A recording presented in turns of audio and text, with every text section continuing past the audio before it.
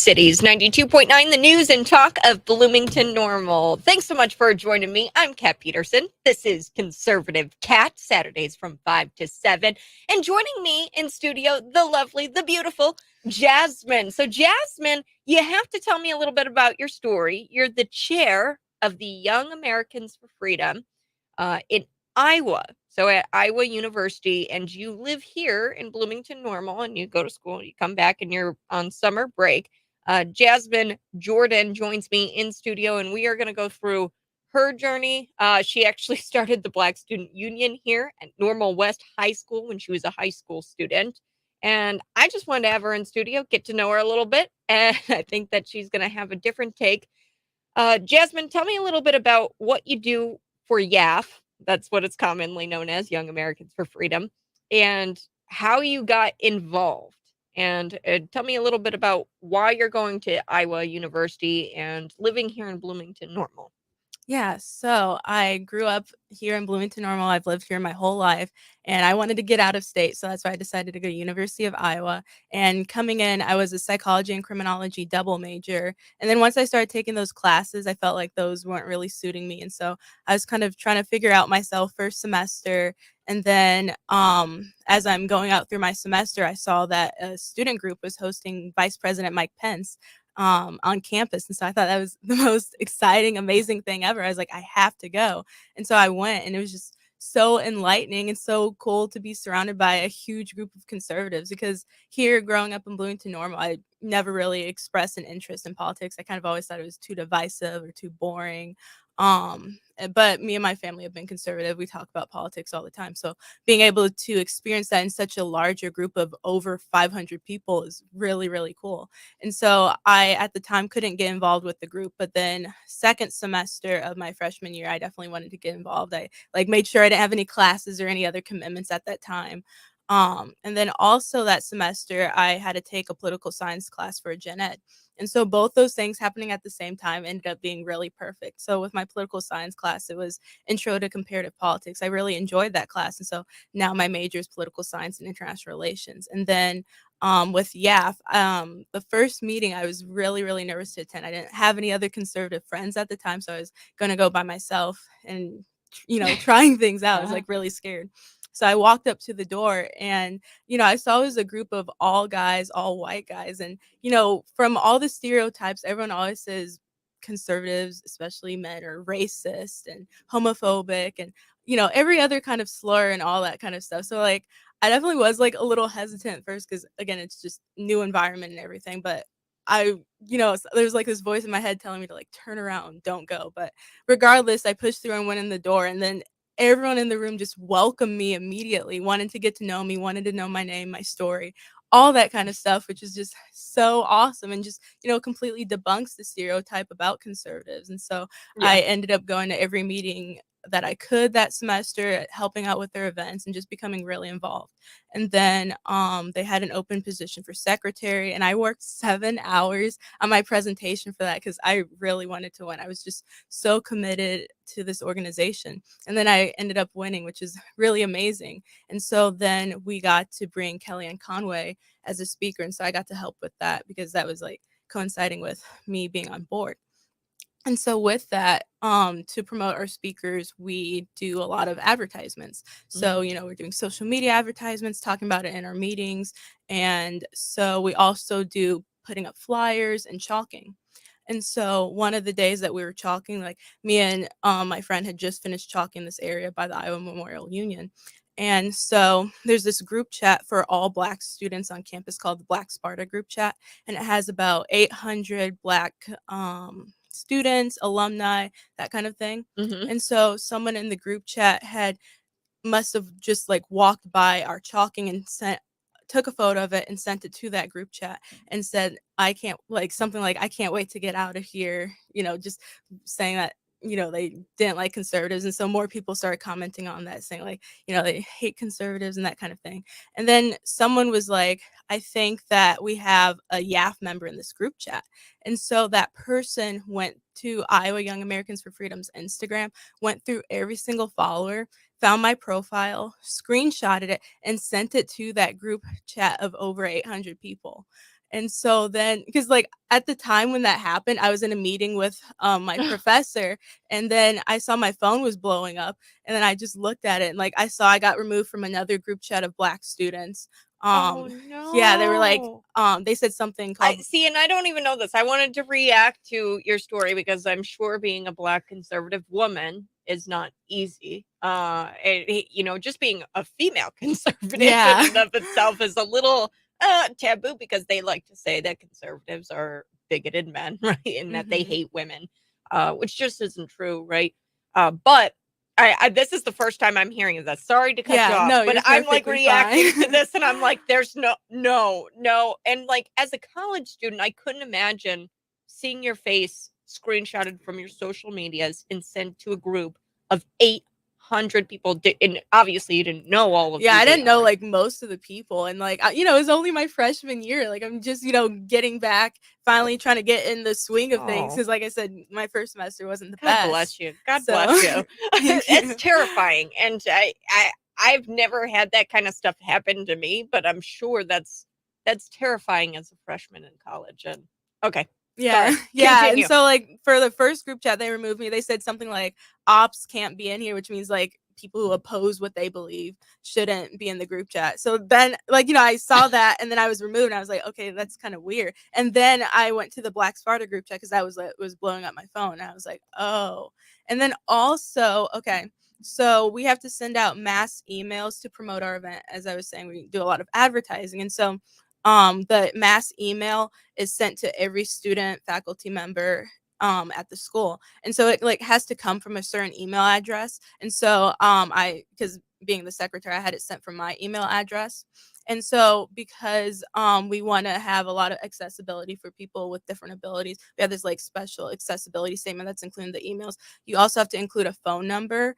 And so we had put my phone because it's like if you need accommodations, you just contact the phone number. So we just did my phone number. And literally as soon as that email was sent out, I was spammed with all kinds of like Domino's pizza and like literally so many different businesses, just all their texts. I had to just keep blocking numbers because my phone, I couldn't even like use my phone because that's how many notifications from all these like spam texts, like someone, signed up my number for all these different restaurants, businesses, and that kind of thing. So I was getting all those. And finally, eventually they stopped, thank goodness. But then with the group chat, so people like I have screenshots, of everything. And people were saying I was a white supremacist, a Nazi, a bigot. They were trying to hold me accountable for my actions against the Black community. And a lot of people were just so angry that I was a part of a group of conservatives, but they don't see it as just a conservative group. They think that we're a hate group, that we're Mhm. actively hurting trans, gay, any other kind of like minority or marginalized group.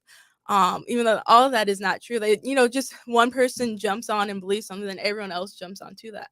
And also at the time, so I founded the Black Student Union here at Normal West, and so I decided to be a part of the Black Student Union at University of Iowa, and so I was on the board as a first year representative. And so then all the stuff from the Black Sparta group chat spilled into the board group chat because someone was like, what are you guys talking about? We have a white supremacist on our executive board. And then, they all, No. yeah, and then they all started building off of that. Like this one girl who's a whole senior, like I said, I was a freshman. She was like, I'm so scared that Jasmine's going to hate crime me. Like, how am I like a I don't even. super small freshman going to like beat this girl up? Like that makes, no sense. And so they all literally contacted the person who's over the Black Student Union, like the adult advisor. And so they had told her what was going on. So they all called a meeting like that night. She had already had like plans and stuff, and she had to cancel plans just to do this meeting. And then wanted me to attend it, just it was all them like airing out their frustrations. And so I didn't want to go because first off, it was almost finals week. Like I needed to, focus on more important, valuable things like my schoolwork. And then also I knew I wouldn't even be heard there. Like, it'd be all of them just against me. And so I just knew that wasn't really my, I don't know, it just wasn't of importance to me. And then I just again knew it wasn't gonna, nothing was gonna change from that meeting.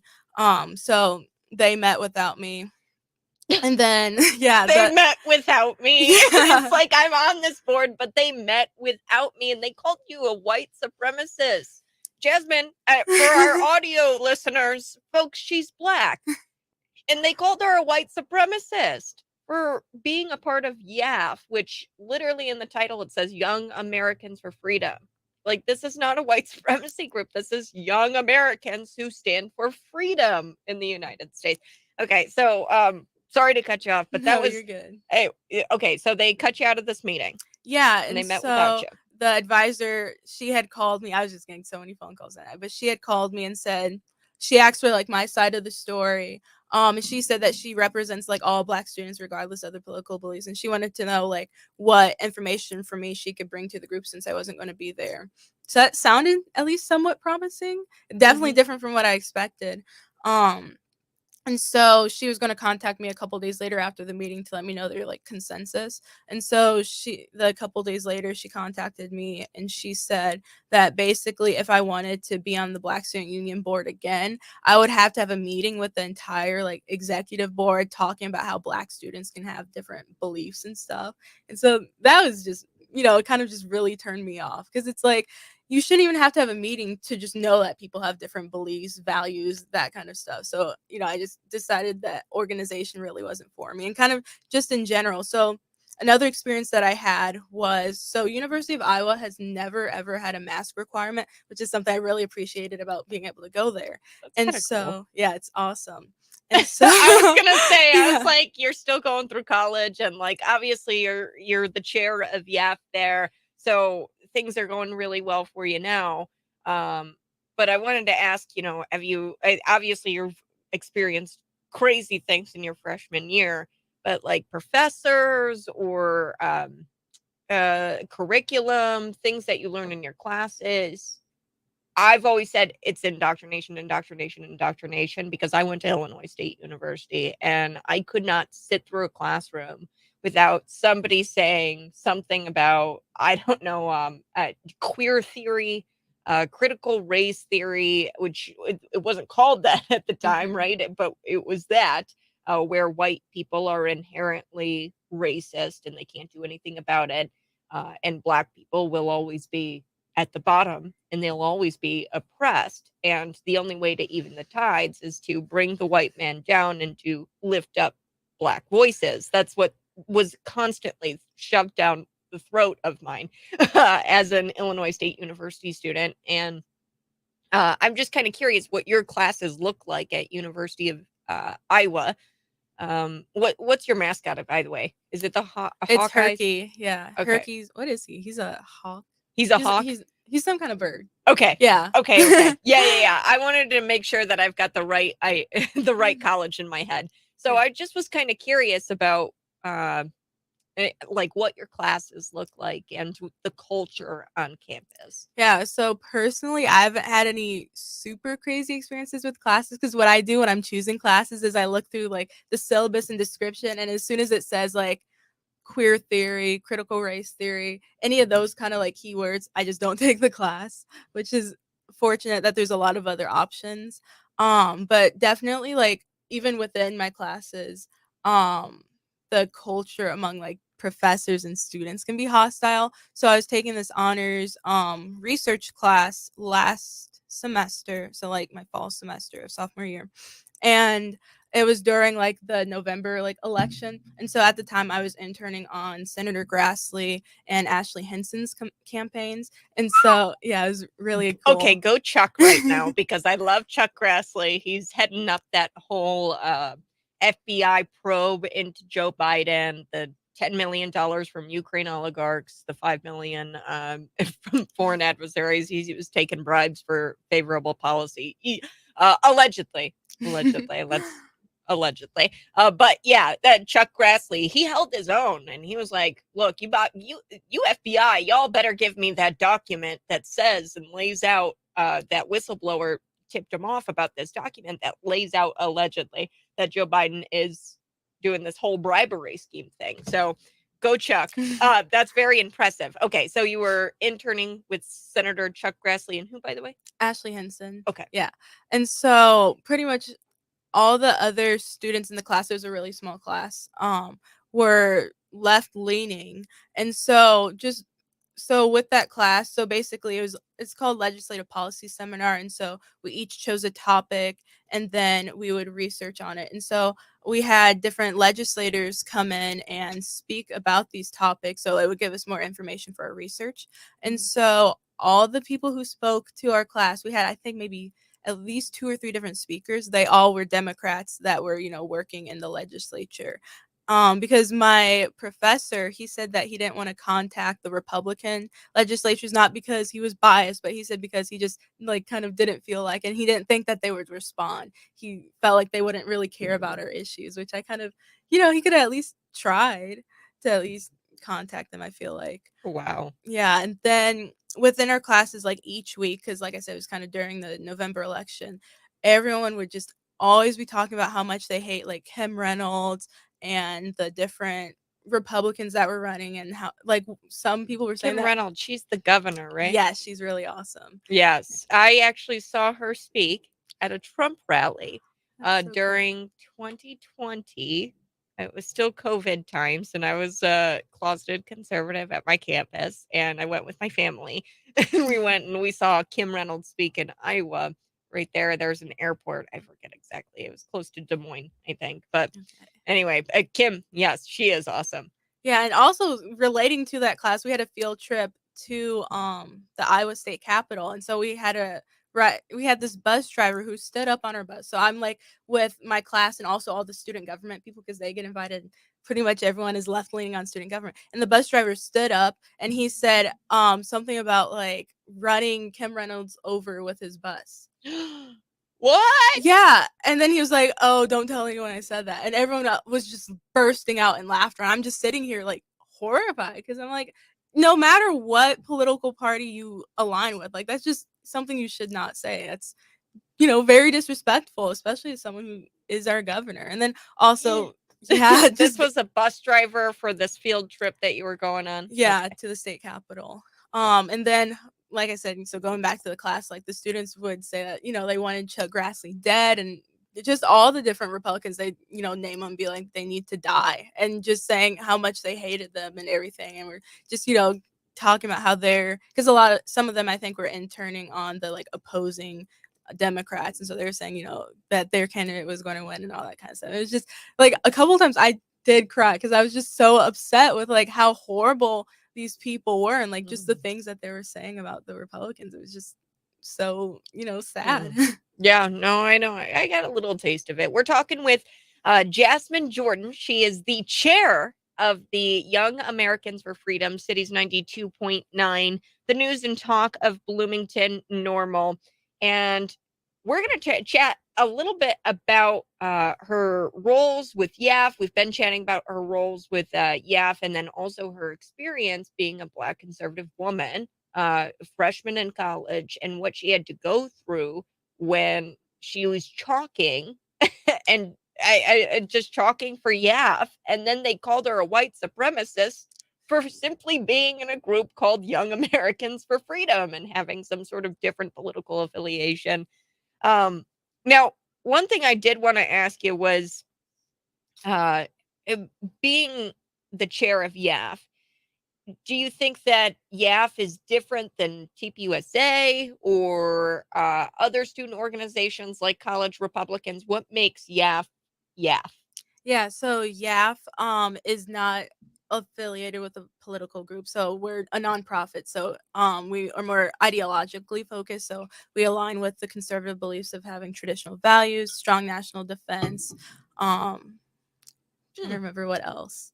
Yeah, we have like kind of like a list, and so we have a lot of speakers who speak on those issues, such as race, providing a conservative perspective. Also, we do a lot of pro-life things, and we really focus on campus activism and turning students into more conservative like activists. So we like promote being like a happy warrior as we're like tabling and stuff, instead of like kind of yelling back in the students' faces who are screaming at us or harassing us. And any kind of way. Mm. We kind of just, stand there, smile, and then, just share our perspective. We're not trying to always change minds, but at least get our point of view out there.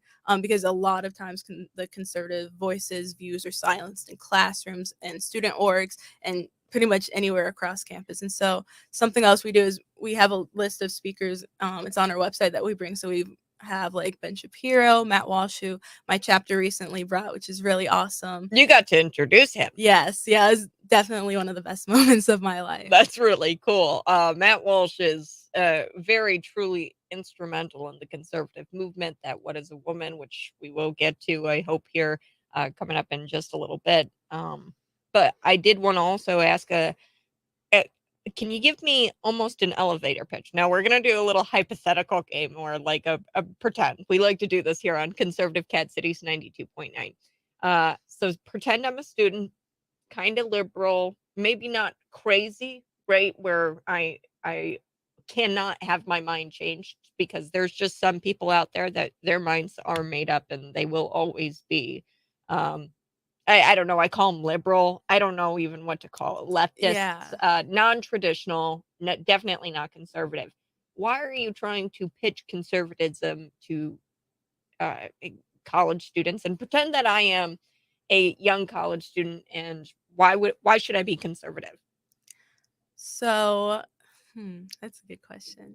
I would say being conservative, having the foundational values of our founding fathers is what made America amazing and what's making it still hold together today, even though it might feel more fractured than ever.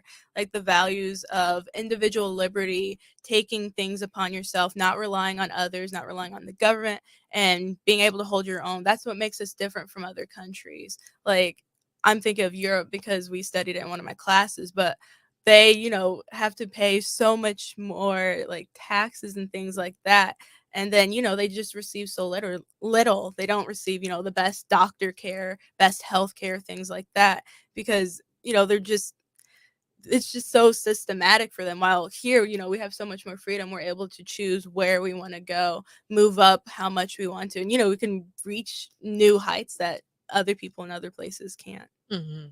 Um, Now, one thing I also wanted to talk about was the traditionalism. So I've always, I have always admired the Black community, because they do it. I'm just going to say it better than white people when it comes to family.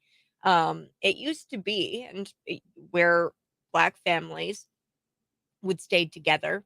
And I was curious your thoughts on fatherless homes, and the Black community, and what kind of traditionalism does for the Black community, and maybe a little bit about what your family looks like, if you don't mind sharing. Yeah, for sure. Like relating to that, I've been reading Candace Owens' book Blackout, and in there she says that the nuclear family for blacks used to be more common than for whites, which is just so shocking to me. Yeah, But if you yeah, look at the divorce rates, it was like Black people never got divorced from each other. Um, and like Black people never got divorced. They were very much, hey, let's keep the family together, and it's kind of shifted a bit. And I mean, I don't have the stats on me right now. I should have pulled them up for the interview, but that's Conservative Cat Cities 92.9. We kind of just like to have fun. So, um, yeah, your family and Blackout, you were reading Candace Owens? yeah. Yeah, so I grew up with both my mom and my dad and my younger sister my entire life, and I definitely think within the Black community that there definitely needs to be a lot more fathers in the homes. Like something me and my mom always talk about is relationships for Black women. Like, just we feel like a lot of Black women, because if they don't have a father in their household, they kind of, don't know what to look for in a man. And ooh, I don't know the statistics exactly, but a lot of the times, Black single women are like just this really big population compared to like single women and all the other different races. And so, we're saying like, they don't exactly know what to look for. And then with all the leftism that, pushes women to depend on the government, that also really contributes to that. And then additionally, leftism also really promotes like same sex relationships for women, and then that kind of makes it so there aren't more black babies, because black babies are the highest aborted, demographic, which is something that really isn't talked about. Black people continue to Margaret vote. Sanger. Yes. Yeah. Yeah, our listening audience probably understands as soon as I say Margaret Sanger and Planned Parenthood, Yeah, they we understand. yeah, we did this counter protest at this abortion protest a couple years ago, and like I had this sign that said what was it? Abortion is eugenics in disguise. And we were kind of just talking about how, like, me and my group were all making different signs, and we really were trying to promote the fact that black babies are constantly aborted. And the Democrats really promote and support Planned Parenthood and abortion, and it's just so many black people vote Democrat, and it's like, do they know what the Democrats are really trying to do? It feels like they're just really trying to decrease the black population in America. Oh, that's chilling. It's very Yeah. chilling, and it's true. And so, if you don't mind, can you tell me a little bit about the conversations maybe you and your mom have about what you do to try to find relationships? You don't have to tell me if it's too personal. It's fine. But personally, like, what do you look for, and what are you looking for? And I know we're talking relationships, but I think that it's important. Maybe a black woman who has been fed this lie that she shouldn't be looking for something healthy in a relationship, or that she should look to the government to help her. She might be single, and I'm hoping that we can reach her today to try to get her to wake up out of that and get out of and walk away from, really, I think, it's a dangerous thing that the Democrat Party is pitching to the black community, because who doesn't love black babies? Yeah. Right? Who doesn't love babies? Just in general, life. And it's just everything they do promotes not expanding the black community and populating the black community. So go ahead, tell me if you want. Yeah. The biggest thing I'm looking for in a relationship is someone who stands firm in their values, is never afraid to stand and, hold the line, and someone who doesn't cower down, isn't afraid of confrontation. Because relating to this, during our Matt Walsh event, there was so much hostility, all kinds of things going on. I'm sure we'll get to that. But Mm. my boyfriend broke up with me literally because of the Matt Walsh event. Like, he was a Christian, which is what really shocked me. He was definitely more left leaning, but in general, he wasn't super into politics, which, I was okay with. I'm not trying to, be super like obsessed with that. Because, love is the first thing and most important thing, I feel like, rather than politics. Like, there's Bible verses, love covers everything. And so, yeah, he literally couldn't even talk to me about it. Like, because I just wanted to at least have a conversation with him. Because at first we were trying to, like, at least get his, like, political stances. I was like, because the first thing he brought up was like pro-life. And I was like, okay, how do you feel about this? And he was like, well, I definitely believe that, babies shouldn't be killed. But at the same time, it's like, men shouldn't police over women's bodies. And that was just like shocking, because it's like, it takes two to make a baby. It's literally a man and a woman coming together, and then the baby's either going to be a boy or it's going to be a girl. So it's like men have equally as much say as a woman does. And then just any of his arguments, I provided him all the facts, all the links to, like, all the different pro-life organizations, YAFs resources. And I was just talking to him about this stuff like I do with anyone on campus, and he just still couldn't form a concise, coherent argument on why and how to be pro-life. And then also, in general, he was just like too scared of what was going on, or like, because we were like sort of long distance. And so he just felt like, he kind of couldn't protect me over what was happening with like all the leftists and like all their attacks. And he was just like too scared for my safety, and it was just putting like a lot of stress on him. And so I just, it just happened out of the What a blue mess. and everything. And And I'll share with you, I was dating somebody very left leaning, very, um, and he was an atheist. That was probably the biggest thing, was the faith thing. Was an atheist.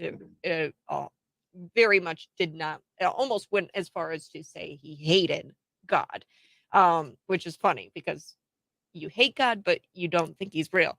Okay. Okay. But No, you're exactly right, and you can't even have a conversation. So I think what broke us up, the real tipping point was he was denying that there was a migrant crisis, and I think this is something to do with the mainstream. The mainstream has brainwashed people into believing things that they don't even actually truly believe in, but Mhm. they want to justify it so bad. Which is bizarre, right? You want to justify this, but you don't even believe it. And when I show you other information, you're like, what? No, I can't jump on board. And then so it's just he said that it wasn't happening. And I said, well, that's just not true. And I showed videos. And even after the video footage, there was drone footage. I remember it clear as day. I showed him the drone footage. And then he was like, no, no. He goes, that's from other. And I'm just like, what? Oh I'm my like, what do you mean? And this guy goodness. was very intelligent, but it was just wild. But thanks for sharing. That really opens up, I think, a perspective for people when it comes to relationships. You have to have strong values, and the Matt Walsh Yeah, thing. and like really defined values. Like, know what you believe in, not be super Do swayed you by know if anything and everything. He was a Christian, Yeah, I right? went to church with him and his family pretty much every Wow. Sunday. So that's again why I was just so shocked with, you know, Yeah. everything. At the end of the day, right? Does God want us aborting children? I don't think so, right? But one thing I wanted to ask about, you brought up Matt Walsh and the leftists. So, was there some kind of crazy that was going on where you get emails, texts, that sort of thing? It was an immense amount of crazy. So starting the first night when we were promoting the event, we began by putting up flyers around campus. They were torn down in less than 5 minutes. Also, so we have a group chat just for YAF members, of course, to let people know what's going on about events, and also kind of just talking about different political issues, that kind of stuff, getting to know you. And so someone in our group chat had screenshotted one of our members saying, like, he kind of just said something that could be considered mean towards the left-leaning people, even though it wasn't even a slur or anything, but someone from our group chat had like screenshot that and Do circulated you it. do you remember what it said? Oh yeah, it said the word libtard, which, Oh, like, yeah, exactly, like, because my gosh. so That's so funny because here in Leroy, there was a gentleman, and I was just talking about this with my dad because we saw the sign again, and he had a sign out in Leroy, and it had something about libtard on there. And then they got the media, the local media, they hopped on him, and then they got some sort of child with special needs to get out there and condemn this grown man who had like a sign on his property that said libtard. It's just like, really? Really? I know That's they what you're call us so much worse, so it's just really white ironic. supremacist. Yeah, Yeah. I don't know if that's worse. Okay.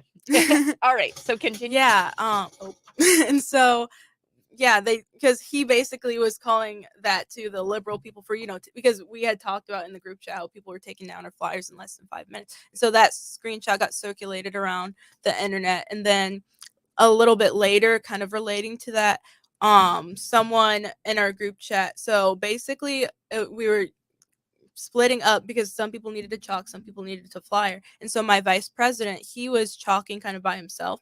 And then me and my friend, we saw that the group chat was kind of like people were talking about something going on. So we were like, oh no, we need to help John. And so we both went over there, and like he had said that this guy was on his bike trying to prevent him from chalking, like, which we later talked to like the school people, and they said that literally can count as like domestic like violence, or we should have immediately called the police. And then also we have like videos of all this stuff. But basically, while John was chalking, there's this person right there just erasing his chalk right as he was writing it.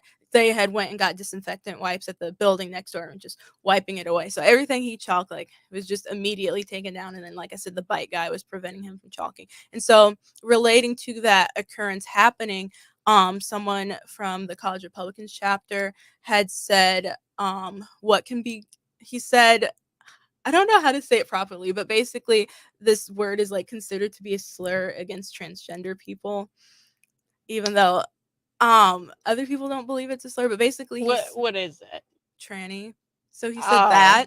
And so um Well, if you go back and you um look at probably about 10 years ago, that is transvestite, right? We used to say transvestite. People used to say tranny, transvestite, tranny.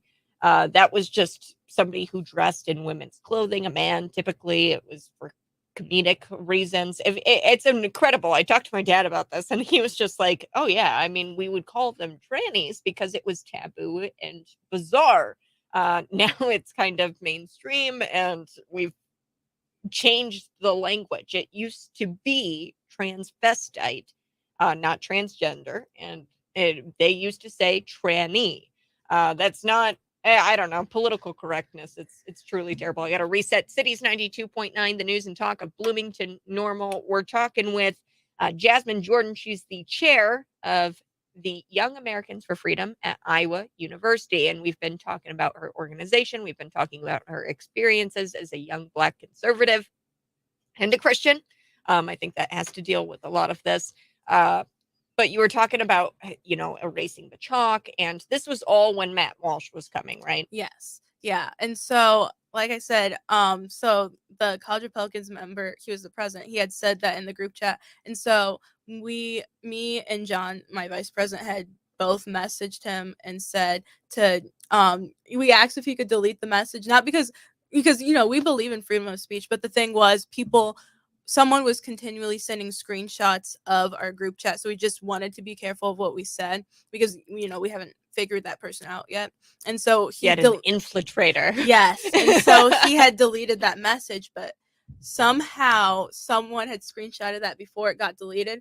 They took these screenshots, not only circulated them around the internet and got thousands of views, but they printed them out and put them around town. And so these had our names on it. So it said Jasmine Jordan, the president's name, my vice president's full name, and our pictures were on there. So like I said, these are all around downtown.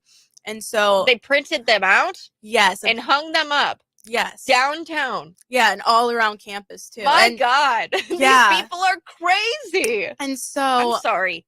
And so on my birthday, I was with two of my board members. We were just walking downtown to get some frozen yogurt. And this Black girl walks right by us. Like, I don't recognize her. I don't know her. But I just feel something weird. And so, we're walking about to make a turn when all of a sudden she stops and starts just screaming her head off, saying, F you, like she says the full word. She just says, F you, F you, F you, F you, transphobes. You don't belong here. Get out of Iowa City. Get out of here. And, everyone's like looking because she's just screaming so loudly. And it was just like so crazy. Because, it's like. Can I ask if she had purple hair? She had like red, orange dyed hair. So close enough, but I'm sorry. Yeah. I know that's not very Christ-like of me. And Jasmine, we're meeting each other for the first time. You're listening to Cities 92.9, the news and talk of Bloomington Normal. And I like to poke fun because you have to. It's almost like this can't be real. They hung your picture up. Yeah, exactly. So we don't know. As if you were a criminal. They did that back in like Western times. Like, talk about regressive. They used to do that where they would hang people's picture up if they wanted wanted posters. Like, what? Yeah. Oh, bizarre. Yeah, and so, it was just like, did she recognize us from those pictures and being posted or what? But it was just, it was almost like, I guess, even scary because it's like these people, know who we are. And will, we don't know how they're going to approach us on campus. And so relating to that, so I lived in the honors dorm. And so the person across from me is transgender. So it's a guy that is pretending to be a female. Yes, because he has fake boobs, wears mini skirts. Like actual fake boobs? Yeah, and he's like over 6 feet tall and looks every bit a man. And so he, lived across from me during all this, and he was always tearing down our posters, washing away our chalk and stuff. And so the night before the Matt Walsh event, I was getting ready for bed because, I need to go to bed early because I'm speaking at the event. And so, I hear him so the whole night he's been slamming his door. So I don't know if he's doing that on purpose to irritate me or not. And so one of the times he slams his door, it's 10 p.m. And I just happened to look out of my peephole on my door, and he's staring right at my door, which is like terrifying to me because I just happened to look out my people Oh. for like the first time the entire school year, and he's just staring. He stares for like a good few seconds and walks away.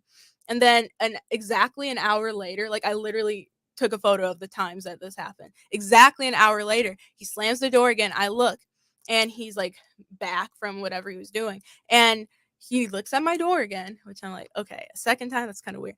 But he walks over to my door and puts his ear on it like he's listening in.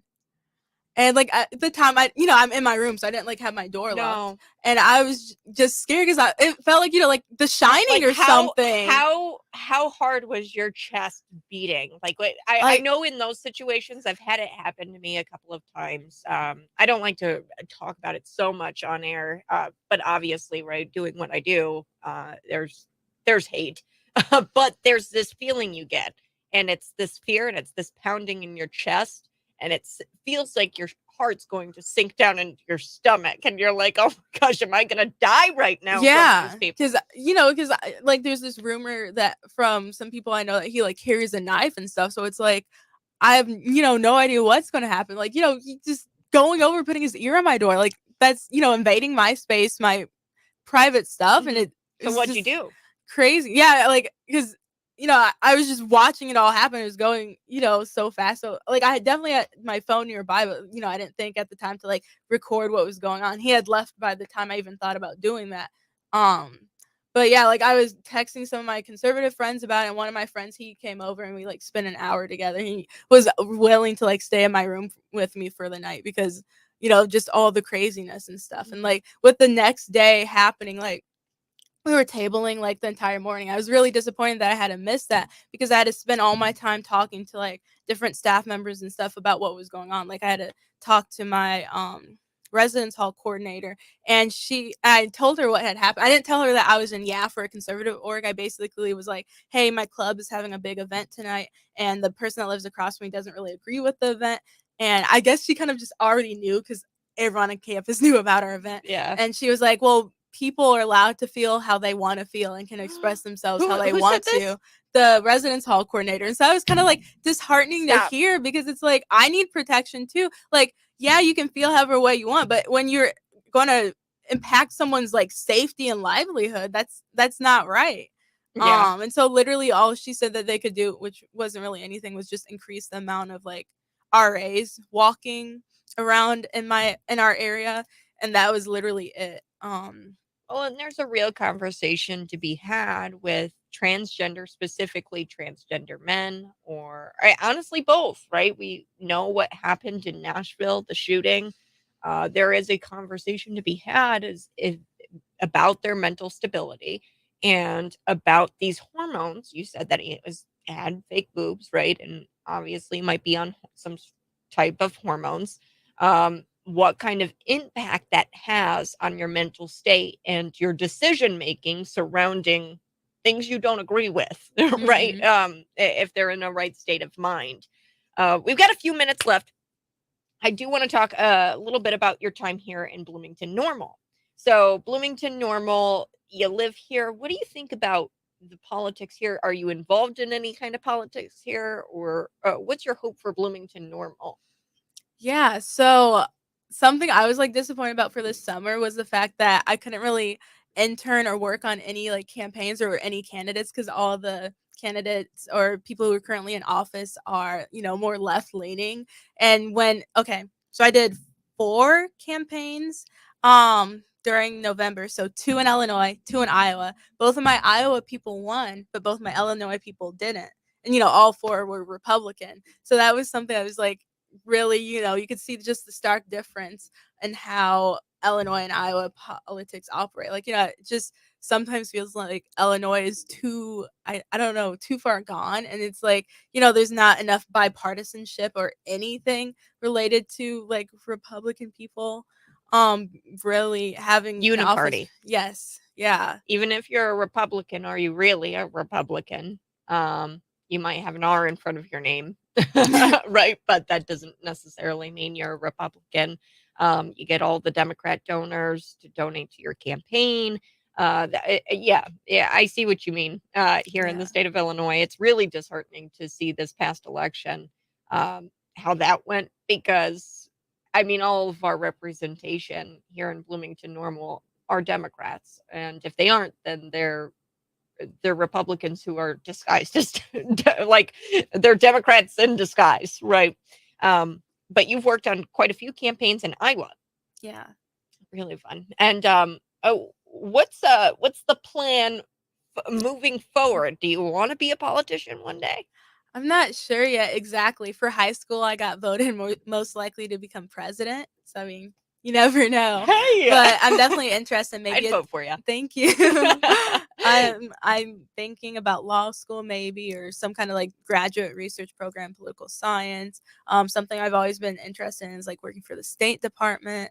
So it's like a lot of options. Also, political consulting is something I'm really interested in. I just love like working on campaigns and things like that.